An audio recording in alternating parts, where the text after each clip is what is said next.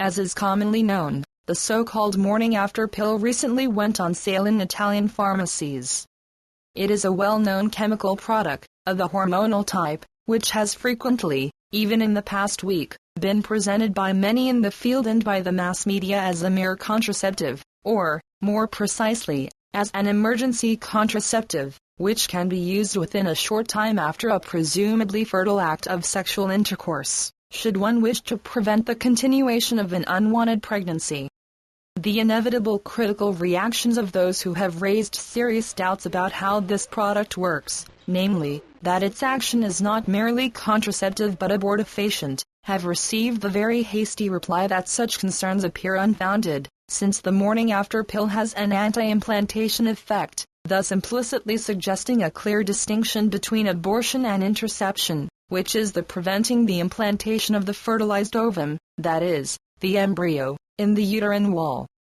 Considering that the use of this product concerns fundamental human goods and values, to the point of involving the origins of human life itself, the Pontifical Academy for Life feels the pressing duty and definite need to offer some clarifications and considerations on the subject, reaffirming moreover already well-known ethical positions supported by precise scientific data and reinforced by Catholic doctrine. The morning after pill is a hormone-based preparation, that is, it can contain estrogens, or estrogen and progestogens or only progestogens, which, within and no later than 72 hours after a presumably fertile act of sexual intercourse, has a predominantly anti-implantation function, that is, it prevents a possible fertilized ovum, which is a human embryo, by now in the blastocyst stage of its development, which is the 5th to 6th day after fertilization, from being implanted in the uterine wall by a process of altering the wall itself. The final result will thus be the expulsion and loss of this embryo. Only if this pill were to be taken several days before the moment of ovulation could it sometimes act to prevent the latter. In this case it would function as a typical contraceptive. However, the woman who uses this kind of pill does so in the fear that she may be in her fertile period and therefore intends to cause the expulsion of a possible new conceptus. Above all, it would be unrealistic to think that a woman, finding herself in the situation of wanting to use an emergency contraceptive, would be able to know exactly and opportunely her current state of fertility.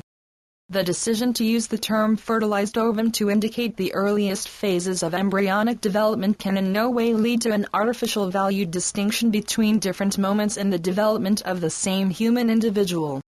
In other words, if it can be useful, for reasons of scientific description, to distinguish with conventional terms such as fertilized ovum, embryo, fetus, etc., different moments in a single growth process, it can never be legitimate to decide arbitrarily that the human individual has greater or lesser value, with the resulting variation in the duty to protect it, according to its stage of development. It is clear, therefore, that the proven anti-implantation action of the morning after pill is really nothing other than a chemically induced abortion. It is neither intellectually consistent nor scientifically justifiable to say that we are not dealing with the same thing.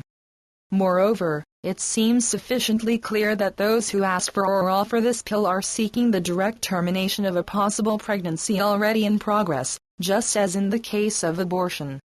Pregnancy, in fact, begins with fertilization and not with the implantation of the blastocyst in the uterine wall, which is what is being implicitly suggested. Consequently, from the ethical standpoint, the same absolute unlawfulness of abortifacient procedures also applies to distributing, prescribing and taking the morning after pill. All who, whether sharing the intention or not, directly cooperate with this procedure are also morally responsible for it. A further consideration should be made regarding the use of the morning after pill in relation to the application of Law 194/78, which in Italy regulates the conditions and procedures for the voluntary termination of pregnancy. Saying that the pill is an anti-implantation product, instead of using the more transparent term abortifacient, makes it possible to avoid all the obligatory procedures required by Law 194 in order to terminate a pregnancy, such as prior interview, verification of pregnancy, determination of growth stage, time for reflection, etc. by practicing a form of abortion that is completely hidden and cannot be recorded by any institution. All this seems, then, to be in direct contradiction to the correct application of Law 194, itself debatable. In the end, since these procedures are becoming more widespread, we strongly urge everyone who works in this sector to make a firm objection of moral conscience, which will bear courageous and practical witness to the inalienable value of human life, especially in view of the new hidden forms of aggression against the weakest and most defenseless individuals, as is the case with a human embryo.